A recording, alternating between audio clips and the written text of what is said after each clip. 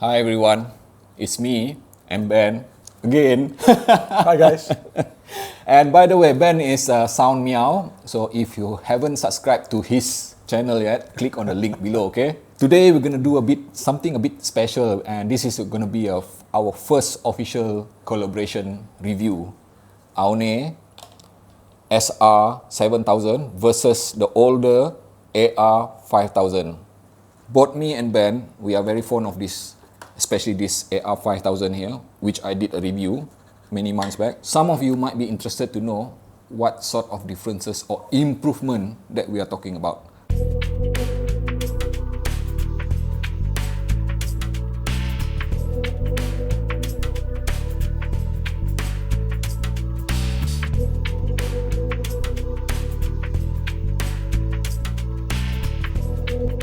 Just talk about ergonomics first. It's pretty much identical in many ways, except for the color, of course, and obviously this is now closed back and this is open back. So it's actually a very comfortable headset. The clamp force is just nice. It doesn't feel like it's anything that you cannot wear for too long. You can actually wear it for quite a long time. No issues in terms of comfort. And the other great thing about this is the pads, the ear pads. This is fabric, so it's very breathable.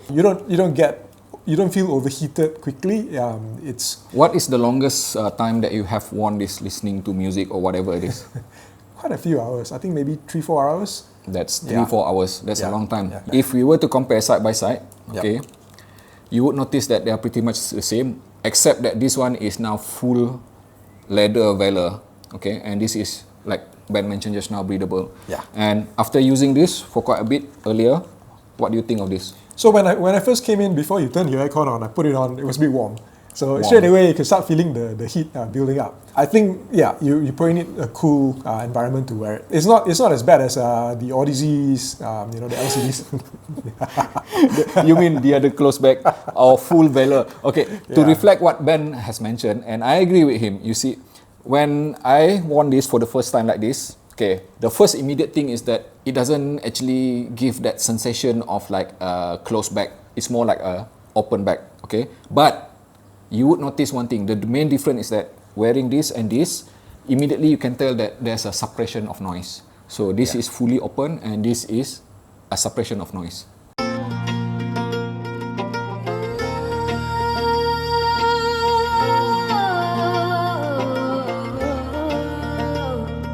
For starters, these two are considered as easy to drive headphone. Let me just remind you again. This is probably at around, I think, 24 to 25 ohm. And this one, using the same MLD driver, is rated at 50 ohm. What do you use to drive this? I use DC Elite, so it's a more neutral sound. When I'm looking for something more neutral, if I'm testing gear or just listening, I like to use that. If I want something warmer, is this Hi-B FC6. Analog sound. You call it warmer sound. So what I do is I like to set it on the Darwin Ultra filter. AR5000 works well with both of them. It's quite a balance. Yeah, perhaps I need to remind you, basically, my declaration of this AR5000 is that it is transparent and neutral. Yeah. So when it is transparent and neutral, when you use something like this, two, which have different sort of characteristic, this one being super transparent and neutral, this one being warm sounding and analog, warm sounding. So you can literally hear the differences. So that is the beauty of this AR5000. And for myself, I have used this with my favorite DAP here, which is Ibaso DX260. And this is another Ibaso which I would consider as being transparent and of course neutral. And of course I have a very warm, literally warm sounding source here, which is this X-Duo XD05T here. I agree with Ben.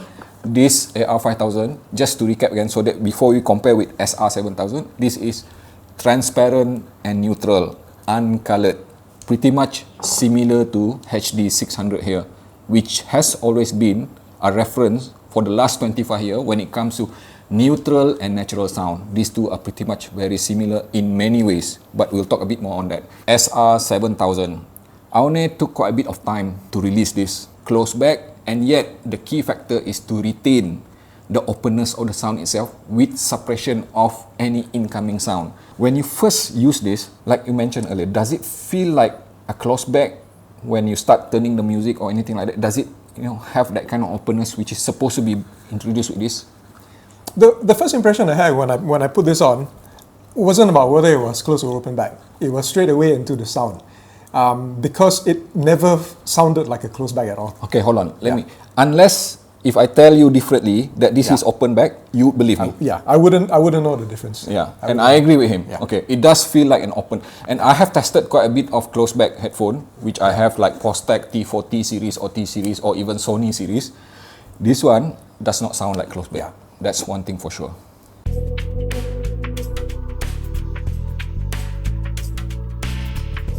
And on to the main part.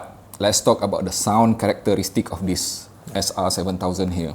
I think you can tell straight away that they are siblings. The sound profile is very similar. The key difference to me is in the sub bass area. The bass is a bit more pronounced. You can hear the sub bass better. This is not much. The bass is there, but you can't really. You're trying to say that this is flatter. Yeah. It's more it's more rolled off, I suppose. There's no roll off. Yeah. So meaning that I think to reflect what Ben has mentioned just now, I agree with him. Okay, because just like HD 600 here, let me just remind you again.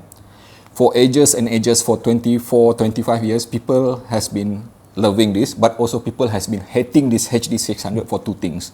First and foremost, the sound stage is kind of a bit narrow, and secondly, the sub bass is roll off. So you can pretty much expect the same thing as well from this AR. It's a bit better. It's a bit better than the HD 600. What I'm trying to say here is that is the nature of neutral reference sound. Unfortunately, it is not fun because it is roll off. Reflecting on what Ben has mentioned just now, and I agree with him. The upper frequency, the mid-range and the lower frequency, especially the lower frequency, this offer a bit more of bass extension. Meaning that I am no longer hearing that bass roll off, a bit more of prominence with the sub bass itself, the decay state of it and everything, which I think makes it even more, overall sounding a bit rich. Do you agree with that? Yeah, richer sounding? It does. Less, not as flat as this, right? Yeah.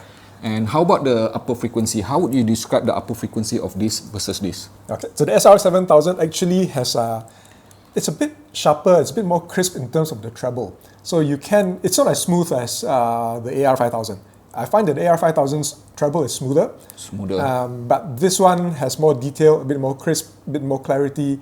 By the way, I agree with what he said because I am hearing the same thing. So in my words, how I would describe this SR7000 is that it is geared towards being a TOTL challenger.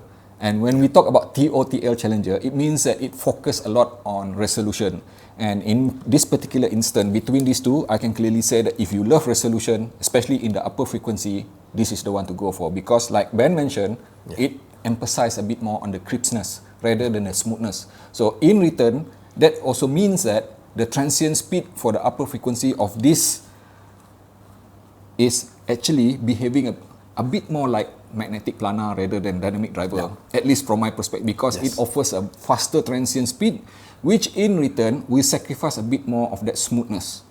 But if you love smoothness, natural sound similar to HD 600, then I would say that AR5000 is still the one to go for. When I listen to the AR5000, it goes well with the DC Elite because it's smooth enough, it goes well with this. But this one pairs better with the warmer source. Okay, so it pairs better with the IBFC6, or I suppose if you have any tube amps or something, this is a better match. So basically what he's saying is that, and I agree with him as well, I get a bit of, let's say, that crispness when I use this DX260 here, kind of a bit more energetic, especially in the upper frequency, but everything will be toned down to a very musical level when I pair it with this tube amplifier here. How about mid-range? What do you think of the mid-range itself? Is it similar, different, or how would you describe it? Almost identical. I can't really tell the difference between those two. And I think I agree with you because I think this is where these two preserve the transparency. Transparency means that both are practically flat neutral with the mid-range. But the mid-range of this HD 600 does appear to be a bit more frontal. And these two are pretty much similar in a way that it's not too frontal, it is not too far back. Okay, but in general, it is transparent and neutral. Depending on certain type of music that you listen to, okay, the emphasis of this is like what Ben mentioned, sub bass. And this is a bit more of similar to HD 600, a bit more on mid bass, but not too pronounced because these are still, all three of them are considered as neutral sounding headphones. So don't go buying this thinking you can listen to EDM and rocking out. It's not that kind of set. It is bassy, but it is not bassy enough for electronic or EDM music. Yeah.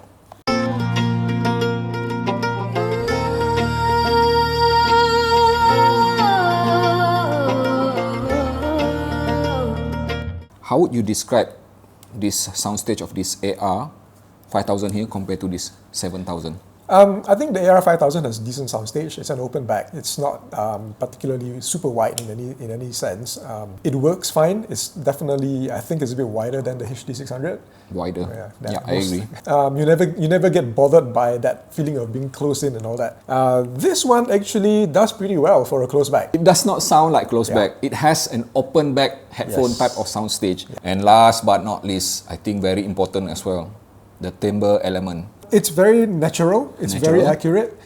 I think you will find that it's like Andy was saying, it's very reference, right? It's very reference sounding. Between all these three, I would consider this HD600, and even especially if you have HD650, warmer sounding than these two. Okay, these two are a bit more transparent and neutral when it comes to timbre element. They are fairly organic, both of them. They do not exhibit any kind of metallic tint to the sound itself, like what you're getting, for example, like from Magnetic Planar. So if you are a fan of that traditional dynamic driver neutral sound, these two would definitely be the candidate. When would you decide which one you want to buy? I would just buy the AR5000. Okay, why? Because it's a cheaper set. Cheaper set, okay, more affordable. In terms of the difference, in terms of the sound and all that, I would say it's not worth paying that much more for the SR7000. Because if you're looking at the sound signature, they're very similar. Both very similar. Yeah. But if you want that additional bass, and if you want that additional treble crispness, then yes, you should go for the... Let me just try to echo his sentiment on this. Yeah. Okay, make no mistake, this AR5000 here is already super excellent. Yeah. Like what I mentioned a few months back when I reviewed it, I was impressed, and I am still impressed with what AR5000 offered, especially considering that I love neutral sounding, natural sounding headphone. And what this SR7000 offer is that something which is a minor improvement, and the keyword here is a minor improvement on what was already impressive. Yes. So what do you get? What is important? Like what he mentioned just now is that if you love sub-bass extension, then this is a clear winner. Yeah. If you like what you're hearing, what you're seeing, please subscribe to my channel if you haven't done so. And also please take a moment to click like here. It will really help me out. It is free, by the way. And also please follow me on Instagram, which I have set up very recently. My Instagram will be a platform for me to provide quick updates on the things that I do beyond this video. And again, thank you so much from the bottom of my heart.